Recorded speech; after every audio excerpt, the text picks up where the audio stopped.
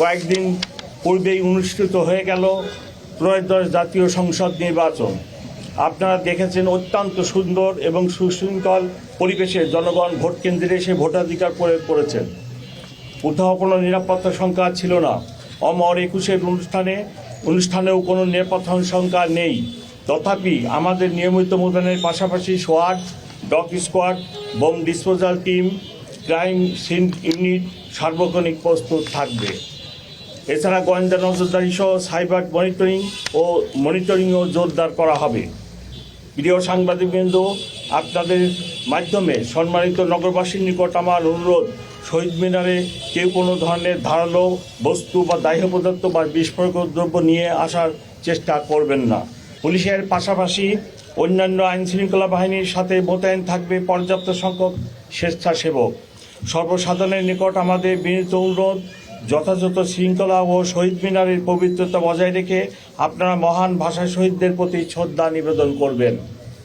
প্রিয় সাংবাদিকবৃন্দ, শহীদ মিনারের শ্রদ্ধা নিবেদনের জন্য পলাশীর মোড়, জগন্নাথ হল ক্রসিং, শহীদ মিনার এই রুট অনুসরণ করার জন্য সর্বসাধারণকে অনুরোধ করা হলো।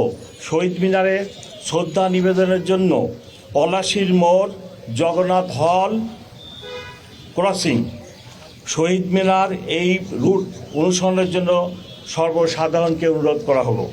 এর বাইরে অন্য কোনো রাস্তা দিয়ে শহীদ মিনারে প্রবেশ করা যাবে না। শৃঙ্খলা ও নিরাপত্তার স্বার্থে এটি সবাইকে মেনে চলতে হবে। শ্রদ্ধা নিবেদন শেষে শহীদ মিনার থেকে রোমানা ক্রসিং হয়ে দোয়েল চত্বর অথবা চাঙ্কারপুল হয়ে শহীদ মিনার ত্যাগ করা যাবে। মহামান্য রাষ্ট্রপতি, মাননীয় প্রধানমন্ত্রী ও রাষ্ট্রের গুরুত্বপূর্ণ ব্যক্তিবর্গের শ্রদ্ধা নিবেদন রাত আনুমানিক 12:40 দিকে শহীদ মিনার সর্বসাধারণের জন্য উন্মুক্ত করে দেওয়া হবে। ততক্ষণ সকলকে শৃঙ্খলার সাথে ধৈর্য ধারণ করার জন্য বিনীত অনুরোধ করা হলো।